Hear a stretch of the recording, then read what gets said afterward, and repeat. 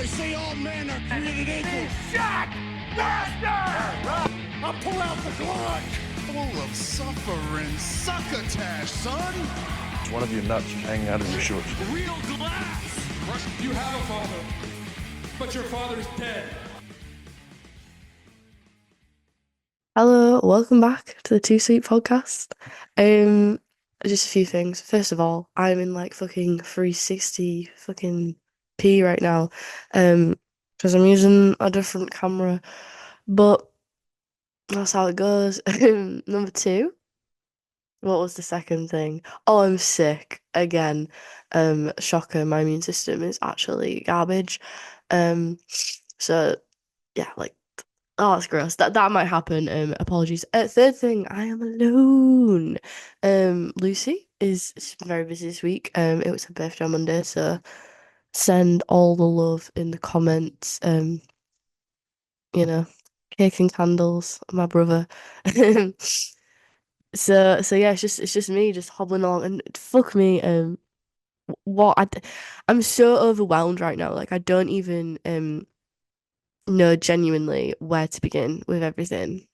I mean, with um Kenny teasing with Tanahashi that they'll be facing the Bucks at Wrestle Dynasty. I mean, that in itself is just monumentous. Just wanted to give a moment to that collision this past week, part of the Grand Slam package. That was fucking great.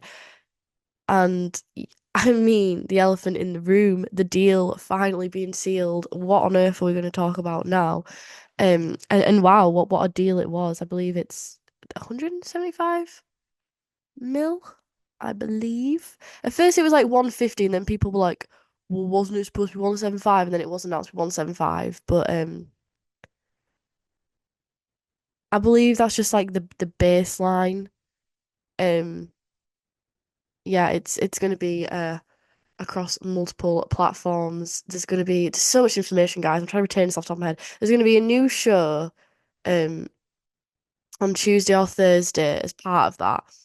There's going to be streaming on HBO Max, but the pay-per-views are going to be at a discounted price through HBO Max. So you still pay for the pay-per-view, but at a discounted price. It's free here. It's free here. I probably should have the notes up in front of me, but um, yeah, I mean, absolutely crazy and a huge success. Yeah, I'm very very happy for them, and it's great. It's great that they managed to secure that, especially having that streaming deal. I think that is absolutely crucial, not only for my sanity, so I don't have to listen to fucking rating debates every week, although with a new bloody show there will be. But just yeah, I mean, if they want to be seen as a competitor to WWE, they need to be on their own streaming site. I'm not too familiar with like HBO Max. I believe it is like a semi big stream platform. Um like in America, but I'm not. Obviously, it's no Netflix, which makes sense. You know that they would. It it makes a lot of sense. You know that WWE would be with Netflix, but yeah. I mean, how are people feeling about it? I mean, to me, my watching experience like it's not really going to impact me that much. Like you know, I'm not watching on cable. I'm not watching on HBO Max, but yeah. I mean, for those of you who are like. I mean, the discounted pay-per-views, it's going to be a lot more cost effective. I believe as well, it's been announced that some of the library of AEW will be on there as well, so that's really cool. Be able to go back in the archive, relive some of the heydays of AEW as it were. But yeah, how are people feeling about that? I'd love to know the accessibility because like I said, it's not really directly impacting my life. Although I'm so happy that you know they managed to turn such a profit. Um, I saw someone say it'll pay for like Final Countdown 20 times or something like that. But I think, you know, for a 50th anniversary, for a 5-year-old company to be pulling a deal like that, I believe now as well, like they've been around longer than Nitro. Um, they are statistically the most successful competitor of WWE of all time. Um, and you have to give some form of credit to that. Absolutely. I mean, yeah, it's great, and the product we had a little bit of a dip for the past few weeks, but I feel like especially with this episode and the returns, um, and the storylines and the feuds, I do feel like we're really locking in right now. Um, but the viewership for not fucking viewership, but the viewership for this episode was at about 680, which I didn't think was too bad, honestly. Like that's kind of what I expected. A lot of people, a lot of people though, they're like, that's terrible. Like, but they're like, oh, it's an anniversary show and the card was stacked. Why is it not drawing more people? Because AEW doesn't draw more than its core audience. I don't understand why people are confused about that. AEW is not WWE. It doesn't people don't casually turn it on. Me and Lucy discussed it. Just like flicking through shows like, oh, what's this? Like, no, and no one does that. No one does that anymore. It's not a thing. Um, the only way people are going to be attracted to your product is either they're a wrestling fan and through word of mouth there's a hot feud, hot character, hot angle. That's number one. Number two, there's a viral moment online or some form of accessibility, i.e., a streaming site, and you see it and you're like, I'm bored, I've got nothing to watch. Oh, there's wrestling. Maybe you're a casual. I used to like wrestling in the 90s, Stone Cold Steve Austin. And then you click on that, and then boom, you're a fucking Mac. I don't know. But so yeah, I mean, the streaming deal, I just think it's absolutely crucial and essential that they got that and that they secured that. But it's so funny to me because the discourse around it, Meltzer as well, he had like a bit of a, he had a bit of a fucking meltdown over it.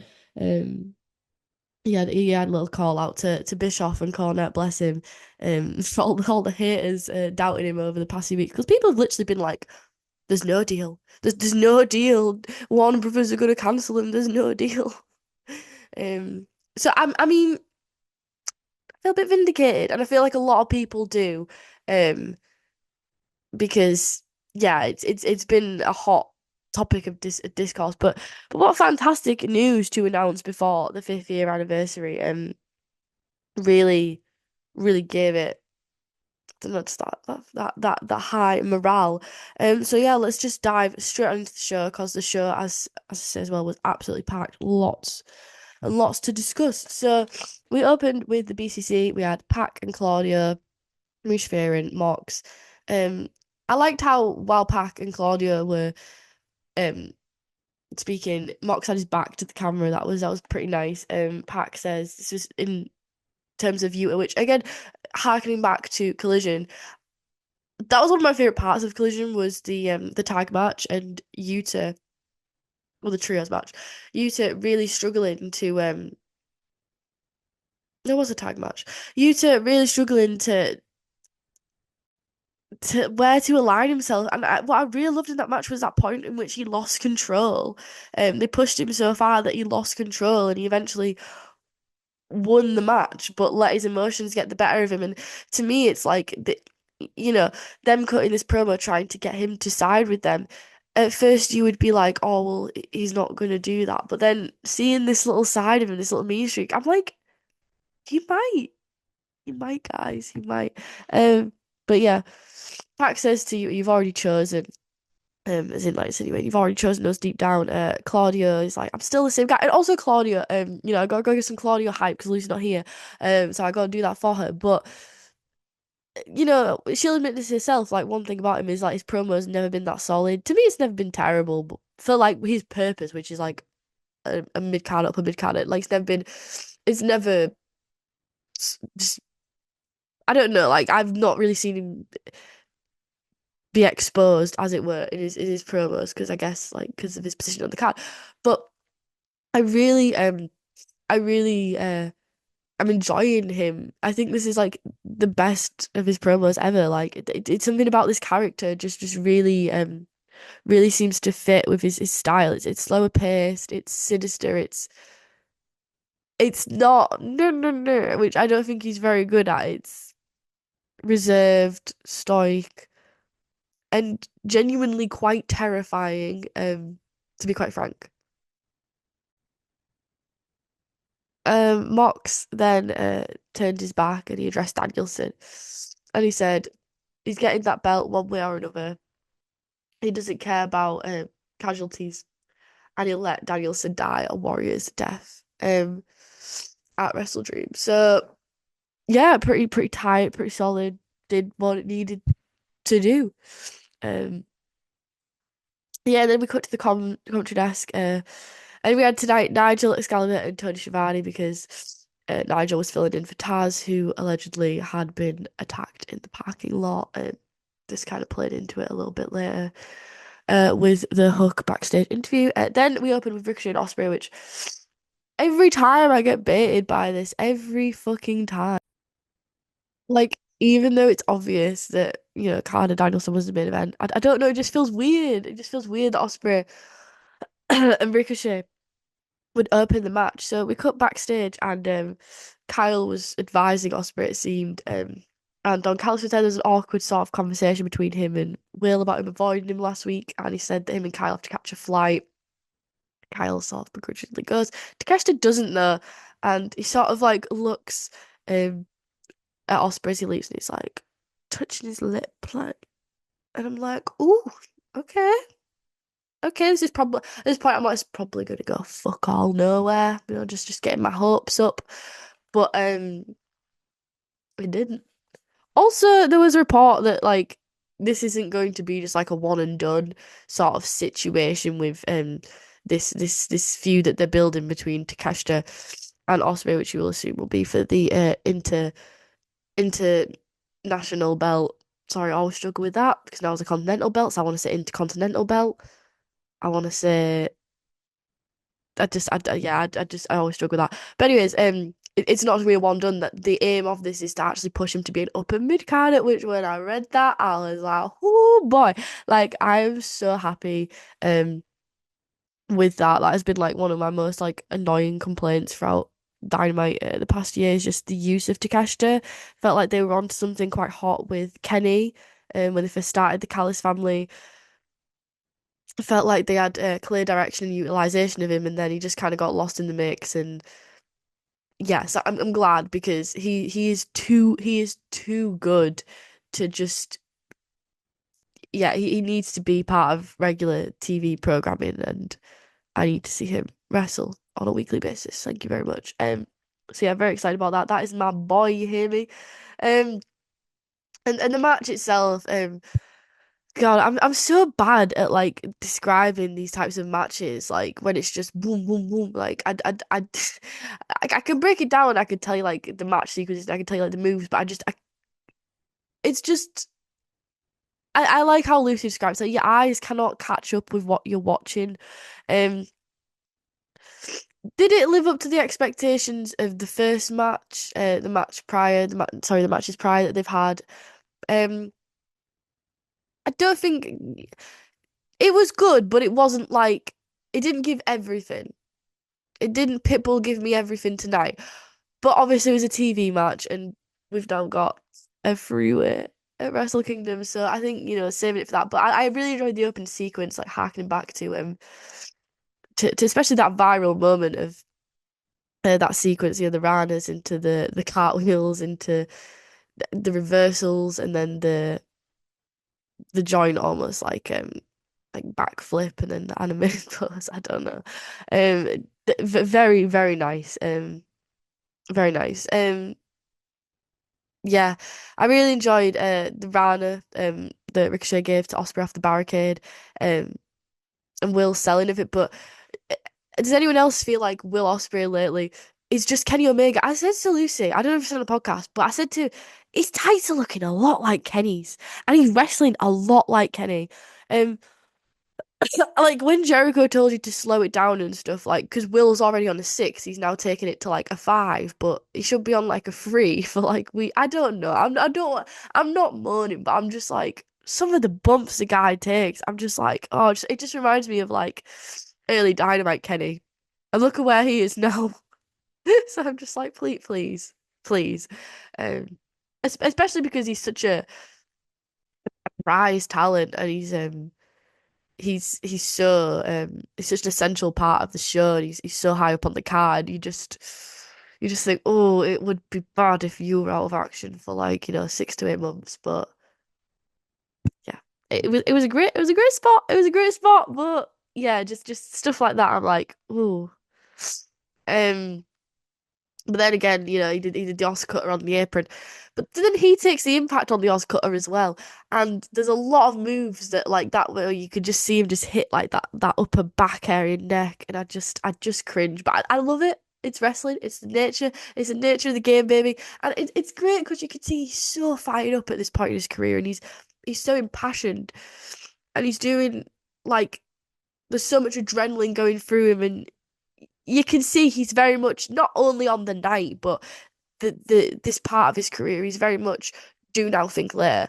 And it wouldn't surprise me if in years to come he's like, oh, I was working hurt all this time, but I just didn't give a fuck. Because that's kind of the impression that I get. But maybe that's just me. I don't know. Um, yeah. Then we had the reverse Ranas against either one of them.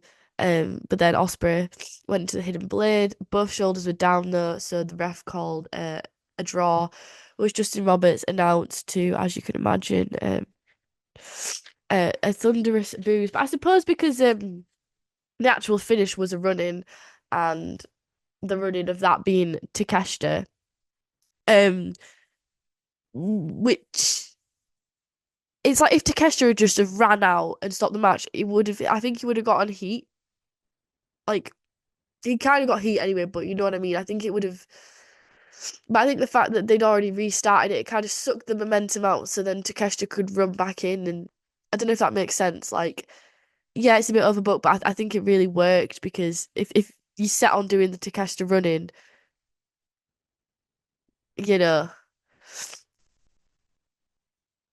yeah, I think it worked for the pacing. So yeah, the match restarted. They had sort of like a little strike exchange, I say, hidden blade, but Takeshita attacked Osprey, called the match off, and then he did a blue thunder bomb to Ricochet and held the title above both of them. So as a big Takeshita fan, I very much enjoyed this. And someone as well I saw was like, Takeshita absolutely showed Ricochet up. Ricochet looks like a third wheel.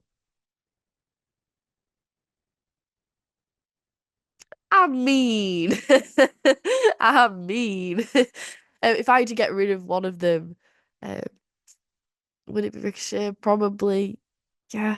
I think the Ricochet Osprey feud. It's not. It's nice, and I'm so glad we're doing it, and it's nice as like a nostalgic run back. But there's clearly like no real heat between them. Even when those sort of promos where Osprey was like, "Watch your back, man," and all that. It's not living in the moment sort of thing. But the Takeshita stuff is, and I think that they could have like a really long term feud there, like a Hangman Swerve, or they've got quite a lot of long term feuds sort of spinning at the moment, and that could definitely be one of them for sure. Um, as well, just talking about outside. God, it's gonna take us ages to get through this, but so much to fucking talk about. Daniel Garcia. I was going to say that they're kind of priming up Daniel Garcia, and there was hints of him taking the title, but there's a lot of debate as to whether he's actually re-signed. So if he hasn't, I suppose priming Takeshita for that spot as well. It's like you've got something for fallback. But let's just talk about Danny G, because why the fuck not? Re-signing. I personally think he will resign. I would be quite shocked if he didn't, but again, it wouldn't be like, oh my God, but I would still be quite surprised because I personally think it's the better decision. He's built up a fan base, and I think it's taken him quite a while, as well. But he's built up a really tight, solid fan base, and he's finally reached the higher gear of his character in AEW. However, I don't think it will harm him if he goes to WWE. I think it'll teach him a lot, and who knows. But I can't see him like going to WWE and going to NXT and then being in like the main event scene in WWE. Do you know what I mean? Um, I don't know that it's long term and short term, innit? I suppose. It's like, do you pay for that long term risk in WWE, or do you? I guess it's like his priorities, and I don't know the man. I don't know what his priorities are. But I don't know. For me, like I've just always gotten that impression that he would he would stay with AEW, but I guess we'll see.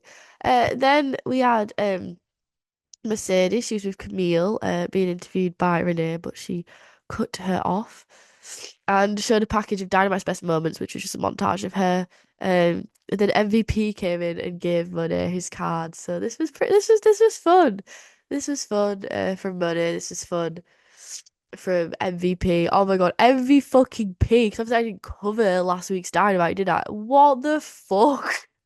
What the fuck? But also, hell yeah. Hell yeah. Um, I'm I'm loving that. Then we had the guns with Renee, and they were hyping up Juice for his match against Hangman, but Hangman just came up behind. He had a chair, knocked him out, and just assaulted him. Basically, just laid him out. No mercy. Then we had TV time with the learning tree. Um, he shouted out the TV deal, said it couldn't exist without him. He called Matt Briscoe out for his Ring of Honor title, which, but who cares? Love Matt Briscoe, but who actually cares about that belt? Matt Briscoe cuts a nice promo, impassioned. Jericho hits below the belt and says Jay could beat him and he wasn't as good as him. Um, to be fair to this segment, I don't know. It it was really uncomfortable, but good, if that makes sense. Like it when he said that, it just sucked all the air out of the room and got him some genuine heat. And Matt Briscoe's reaction, as you can imagine, his stuttering, his sort of his his almost silence, and then the strike, and then the pause after of like just registering what's happened, and then saying, "I'm gonna kick your ass." It was accepted challenge, sorry, for Wrestle Dream, which I hope this on the pre-show, because that is ridiculous if we're defending a Ring of Honor title on the main show. But anyway, yeah, I mean, it was. I mean, I'm going under the assumption, obviously, that he got his blessing to talk about it, which he 100% would have done. But it felt so real, and people are like, oh, it took it too far, X-Pac heat, but it's something, it's something, and it blurred the lines of like reality. Is it real? Oh my God, you can't say that. Um, and now it's like you actually do want to see the match to some extent. I say to some extent because it's still a Jericho match, but I think you want to see it a little bit more because you want to see Matt Briscoe um, give him his comeuppance, and just how heated and fiery he was by the end of it. It gave the match some legs. That's all I can really say about that. Then we had sorry. Darby talking about being fuck me, right? So he's sat outside. He's got a rock in his pink coat. Does that thing ever get washed? And he's talking about being spat on the bus, and he tells this long-winded story about these lads spitting on him on a bus. And then they're like, "What are you gonna do about it?" And he's like, "I'm gonna come get you." And then one of them's got a knife, and he's like, "What are you gonna do about it now?" And he's like, "I still fought them because I'm hard." And he's like, that's like the BCC that. Um, yeah. And then he put out an open challenge for Wrestle Dream, and he threw his rock about, which had me in tears because it was so funny. He had a little tantrum with his rock. He also, to be fair, he spoke about how he wants to be the face of the company, wants to be the next world champion, how people losing faith in him, he's losing faith in himself. Yeah, I think really is a now or never sort of thing with Darby. Well, not a now or never sort of thing, but he's been just so in the background, like simmering away, doing his own little thing that it's like, and there's so much new talent, and the title scene is so crowded that it's like if you want to get him in and make him look legitimate, the window like of opportunity I feel like is kind of closing in this period of time. Obviously, I'm not saying he'll never be a world champion if he doesn't right now, but yeah, yeah.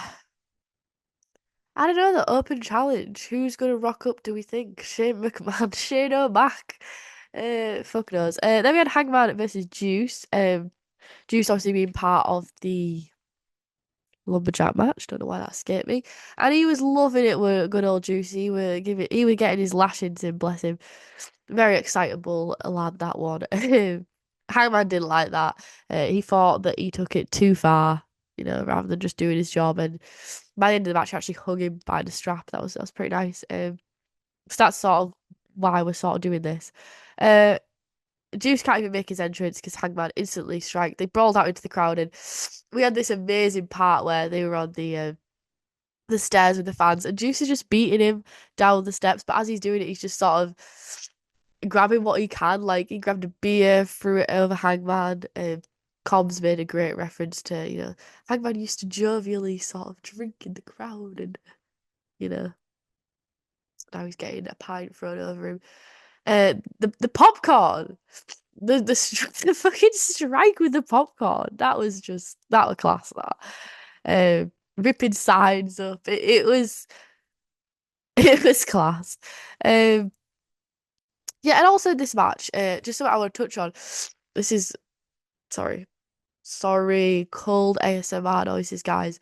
Also during this match, Nigel made a point about talking about his match against Danielson, and I was Excalibur or Tony, but they were like, "Oh, you, it was nice that you thanked Danielson," and he was like, "I didn't. I was thanking the fans." And Tony kind of like, "No, she's thanking him," which Lucy as well. When I watched the review that she did, she was like, it seemed that they'd sort of put it to rest, and that was the impression I got from watching it as well. That he was saying thank you, so I found this a little bit confusing. Don't know what the purpose would be to carry this on. Um, but yeah, thoughts? Anybody got any thoughts on that? Yeah. The juice is just so fun. It's happy 5 years, bitch. Spits in his palm and gives him an open palm strike. Just it's great shit. I love Juice. Great to have him back. Um, yeah, and then the cannonball where he bursts through the barricade. Juice is just on fire. He's just on fire. He's just great. But obviously, he's been out for a while, so it's great to have him back. He's been back a little bit now, but still, it's great to see him on Dynamite. But it was Hangman using the low blow, and I believe the Dead Eye, or was it the Lariat? Don't know. I didn't write it down. Got a memory like no, it wasn't Bookshot. It was Bookshot, and that sealed the deal. But then, oh baby, you already know Jim White returned. I was not prepared for this. Like I'd heard that the man's had healed, and they were looking to make him come back. But I knew he was gonna make a comeback, but I thought like, oh, it'd be Wrestle Dream or during a pay-per-view or something. Like I didn't. But then the more I'm thinking, I'm like, oh yeah, 5th year anniversary, Juice, Hangman. Of course he did. I'm sure there's some people out there like, I knew he'd return, and like, good for you, good for you. But I was caught up in the whimsy of the moment, the childlike wonder of Jay White's return. Okay, that's the difference between me and you. Um, nah, oh, I was so happy. He attacked Hangman. They brawled out, sort of into the side of the ramp. And there was a table that had been set up earlier in the match, and he just kind of threw him through that essentially. Yeah, and then he was like going up the ramp, be like, "You're mine, Hangman. I'm gonna get you." Guns up, and I was like, "Baby, my gun is up." Like my gun is up. But yeah, holy shit. I'm so happy that yeah, the Hangman stuff that's what they're going with. Um, it's a great feud, and who would have thought, a couple of years, not a couple of years ago, but like a year ago, whatever, that we'd get this, and it would be face Jay White versus heel Hangman. Very interesting, for sure, and obviously all the history between them, uh, in in the Owen. I want to say the Owen, but then I also want to say the Continental. Everything blurs into one with me. I wish I was like one of those fucking wrestling fans that's like, Oh mate, fucking WrestleMania 27 when this match happened, but I'm not like that's my flaw is like I'm just not so it was in a tournament. It was in the most recent. It was in the Owen. It was in the Owen. See, I'm doubting myself. Have some belief. Have some self-belief. Um But yeah, can't wait. Just and then we had like a run of just like all my favorite people coming on screen. So I was just like, oh, I'm so happy right now. So we had Renee with Jack Perry and Shibata came over with a little translator, asked for a TNT, a shot of the TNT title. Jack said he'll think about it, walks off, and then just like beats the shit out of Shibata, throws him into fucking the scapegoat van. And then he's like, yeah, go on then. I was just like, what? But hell yeah. Um, hell yeah. Then we had Danielson, he cut a passion promo saying it was a really good, like feel good promo about AEW where the best wrestle and that's why he's challenged Okada tonight. And as well, I forgot to mention, all throughout the show they had clips and segments of some of Dynamite's most notable moments, I suppose you would say, and that was lovely. I did comment before on the what the hell was it? What the hell was it? This is what I mean. Oh my God, like you can't. Why can't I think of things? What were the anniversary show before this? I'll blame it on the fact that I'm sick. We can blame it on the fact that I'm sick. What was it? Like the 250th episode of Dynamite? Was that, is it 250th episode of Dynamite? I don't know. It was something like that, right? And I was like shitting on it, like, why aren't they doing any anniversary stuff? I suppose it's kind of orcs because they had the 50th anniversary, but anyway, I really liked that they did that, especially because there was a clip with Kenny and Mox, and I just miss Kenny so much. Just miss him so much. Um, Yeah. Then we had Britt Baker, Pittsburgh's obviously a hometown against Serena Deeb. This was fine. This was Britt had a pretty aggressive style throughout this, I thought. Mariah was seen to be watching in the crowd. It was a lockjaw for the win. Uh then Deeb tried to sort of do some damage on Britt Baker's leg and Aminata came out to save her, so yeah, I mean they really not that these feuds don't exist outside because they have been played out on Collision, but the fact that they're bringing, especially the Aminata element, onto Dynamite shows that they really want to get her over. I feel like maybe I know that they do the women's Owen, but I feel like if they maybe had like a women's specific tournament, maybe that would sort of expose some of these talents and help them get over in a different setting. Because I feel like in a tournament, you naturally just root for people that maybe you wouldn't because they just get over through the matches. And obviously she's a good wrestler. So I'm thinking if there's like people like that that he wants to bring into the more main event scene of the women. I don't know. I don't know whether this is working. But it was just great to see Britt. Great to see her back in action in her hometown. Serena D, you were there. Yeah. Then we had Hook with Renee. Again, leading on to talk about the fucking angle with Taz being attacked in the car park.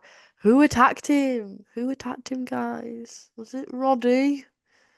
Was it Roddy? I don't fucking know. The Hook he's gonna find out who did it. To be fair, he was quite impassioned in this. It was a good promo for him. Good promo. Christian called out Danielson, saying he'll have it all soon. I don't know because Christian's been doing this for a while. Because he's got an out to do because it's so overcrowded, but they don't want you to forget about him. He's still got that match clause. So yeah, I feel like what's gonna happen with that is like Christian's gonna win and then lose it really fast, like sort of like a transitional champion, like they should be champion for like a week. I feel like that's going to be very chaotic when that does come into play. I don't necessarily think that he'll use it on Danielson. either. But I don't know. I'm just talking out loud there. Shut up. Anyway, Mariah. Was it Mariah? I can't read my handwriting. Yeah, it was Mariah. Mariah with Renee interrupted her criticism of her and began to shit on Willow, who interfered. And then she called Willow a shady bitch, and they began to strike each other. Willow had a great strike. She proper got her. Yeah, this is cool. Cool. Private Party versus the Iron Savages. Stokely was seen watching backstage. Private Party secured an easy victory. Zay cut a promo saying they'll be the next tag team champions. Um, and again, one of the clips they showed was the second episode of Dynamite where Private Party beat the Young Bucks. And I think like we forget just how much of a major player Private Party were. I mean, who remembers fucking SCU? Who remembers SCU? Who remembers bloody, I don't know, Dark Order when they were actually about? Who remembers fucking Marco Stunt? You know what I mean? Who remembers? Was it Austin Gunn when he was in like the crowd and he was just screaming, going mental, and they had like 5 people in crowd? Jesus. Anyway, who remembers? Yeah. Sorry, nose ASMR. I'm so ill. The book say you can't have an anniversary show about them. They say they'll put the tag titles on the line. They walk all the way down to the ring and then say Pittsburgh's not worthy of it for because they get paid by date. They're like, I'm not gonna use one of our dates on this. Jack Perry enters the ring and then they all beat down um Private Party. But Shibata comes for the save and Christopher Daniels sets up a 6-man on Rampage.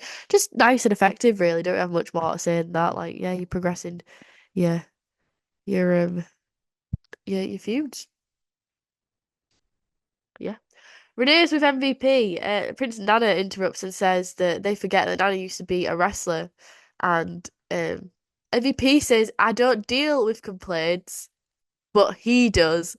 And the camera pans to Shelton Benjamin. Also, it's been confirmed that Bobby Lashley's signed, so we've pretty much just got a Hurt Business 2.0. But yeah, great to see him. Uh, it's so intriguing this storyline with MVP. I've seen some people say that if they do want to have a fourth, why not Will Hobbs? Um, which yeah, I mean, what's he going to do with the Callis family? It seems like we've kind of he's, unfortunately during his illness we've moved quite a lot. Um, but yeah, Shelton Benjamin. I have a lot of love for Shelton Benjamin. I mean, like I have a lot of love for MVP as well. To be fair, Bobby Lashley, I like Bobby Lashley, but like Shelton Benjamin, do you know what I mean? Like SmackDown 2000s mid-carder vibes, like yeah, solid.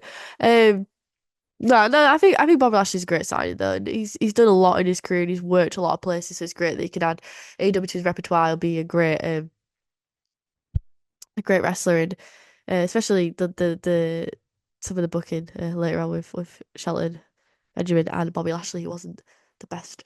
So it'd be nice for them to sort of hopefully have a bit better creative. You would hope, but yeah, it's very intriguing. I don't know if they're gonna like maybe reunite the Mogul Embassy and do like Mogul Embassy versus Hurt Business, and that's gonna be a thing. I wouldn't be interested in that. Gates of Agony, Brian Cage, get him as far away from Swerve Strickland as you possibly can, please, for the love of God. But yeah, pretty cool stuff. So then, main event time, baby. We've made it. Okada versus Danielson for the first 20 minutes, the Continental titles on the line. A lot of people complained about this stip. It was a weird stip, but it's summer. Do you know what I mean? It's just summer. Like, does it really matter? Like, is it a bit goofy? But also, does it matter? Really? No, it don't matter. The match opened with a bit of mat wrestling. Danielson kind of dominated a bit. Then we had Okada dictating the pace of the match, which was more slower, steadier, beat down. And then we had Danielson maintaining control in the last few minutes of like I said, the Continental title window of opportunity to attain that. Um, yeah, he reversed the Rainmaker to the triangle choke, but Okada was able to put his leg on the rope, and then during like the last 15 seconds, he did like a flying like MMA style elbow, but Okada moved out of the ring, so it was like, oh no. Um, yes, that was the first 20 minutes gone by. Um, and then Okada's pile driver on the chest, Danielson, the dent in it, that was pretty nasty. And things are just, picking back up, but Claudia and Pat come to ringside. They don't enter instantly. They just kind of stare down. This throws Okada off. To the point where Danielson's able to win with the backslide roll up. Okada leaves in frustration, and the Lions circle their prey, as it were. They prop Danielson up. Moxley comes in. He says none of this is about him, and he has to do it. But Yuta comes in, and he has a hammer. So my favorite weapon, if you remember from the Q&A. Luckily, he didn't use it. Uh, um, then there was sort of a scuffle. Danielson gave the cyclone, I believe, to Mox. The hammer was lost, and Yuta and Danielson remained in the ring. And Yuta says they'll have to go through him to get to Danielson. And so on Title Tuesday, there'll be a tag match. So that was it, really. That was the closing segment of the show. Yeah. Kind of Danielson, it's a bit of a shame that there was all the stipulations. I'm not contradicting myself there because I'm like, my point being, right? My point being, yeah, don't complain. It's something interesting, but I suppose it is a shame that we didn't get to see him go one on one for a long match. But then again, it is like a TV match, and that's not the point, is it? That's not the. It was never going to be like a clean victory, pure wrestling when the BCC feud is going on. Like that was never the MO. Um, so yeah, and again, alluding to that, there's someone higher than Mox making him do this. And that other photo with Shane O'Mac, I'm really leaning towards it being Shane McMahon. Um, but yeah, I don't know. Do you know what I'd love? But I don't think they'll do it. I'd love if Shane O'Mac came in, sort of took control. They did the invasion angle, and then they do a brand split. I've been wanting a brand split for so fucking long. To be fair, like, I don't think we need it as much at the moment. But yeah, that would work for me. That would work for me. Um, but yeah, a lot of people are not like, intrigued by the prospect of Shane O'Mac coming. I'm like, fuck it. I've got empathy for that lad. I watched the Vince McMahon documentary. I'm like, do you know what? Give him a chance. Although he was bad, wasn't he, when he was an authority figure on Raw when he returned. Oh, they were all annoying, but he were a bit of a drainer. He were a bit of a fucking drainer. But yeah, a lot of people are just like adverse to him going to AEW in general, which I don't really care. Like, if he wants to come, like, let him come. There's been other people like fucking Mark Henry that have been a bigger waste of space signing him, and what's he done as a backstage figure? Do you know what I mean? Like, Shady Mac, if he wants to come, if he wants to do a bit of coast to coast at Blood and Guts, like, fucking let him. Like, I don't care. Like, why not? Why not? It'll create a headline as well. It'll create a bit of buzz, won't it? I don't know. People are just like, we can't let the McMahons near our precious AEW. I'm like, it's not that. I just don't think it's that deep. Personally, I'm just like, fuck it. Yeah, why not? Why not? Um, yeah, that was the show. I thoroughly enjoyed it. I'd rate it a 9, an 8.5, an 8.5. I think an 8.5 because like the two wrestling matches at the start and the end, which were the big ones, they kind of had hokey finishes, which I was totally cool with. I think it fits the purpose of what they're trying to do. But I think that kind of limits it from a 9. 8.5, I thoroughly enjoyed this show. I thought it was stacked. Yeah, I'm hyped for Wrestle Dream. It feels like everything with AEW Minute, it's just been one thing after another, like All In, All Out, Special Dynamite, fucking anniversary, Wrestle Dream. There's a TV deal. We've signed new people. Da da da da. Everyone's coming back. Kenny Omega's come back. Also, biggest news: AJ from the Costco guys has been signed for one deal, for one match deal. What if AJ from Costco guys is behind all this? What if he's the one making him do it all? What if he's the one who's going to answer the open challenge to Darby Allin? Oh my god. Let fantasy book the Costco guys in the comments below. I think that'll do it though. Oh my god. I'm sorry if this wasn't the most concise last sniff of the day. Yeah, there's so much to talk about, so please let me know what's popping. And also, hopefully this weekend, hopefully, we'll be reviewing the Vince McMahon documentary. I've watched it all. Just waiting on Lucy. It's just a very busy week, so we'll have to see. If not, it'll be very, very, very soon. Oh my god. I can't start talking about it, because if I start talking about it, I will just talk about it, because there is so much to talk about. So I will save all of my thoughts for that episode, which will be our October episode. But yeah, look forward to that. I will be back next week, me and Lucy, for Dynamite, and at the weekend for the Wrestle Dream review. So thanks a lot, guys. Appreciate it as always. I always think to myself, fuck me. You watch 2 hours of Dynamite. Dynamite, and never mind a bloody pay-per-view, 4 hours of pay-per-view, and then you choose to come and hang out with me and Lucy for like an hour or 2 hours. That's just a large chunk of time. And especially with how many other podcasts are out there who are doing it a hell of a lot better than us. To come and choose to spend time with us, I always think, God, that means a lot to me, and I don't take that for granted. So thank you very much, and enjoy the rest of your day. I must bid you adieu, goodbye, and good night, bad. I wish you died in the womb!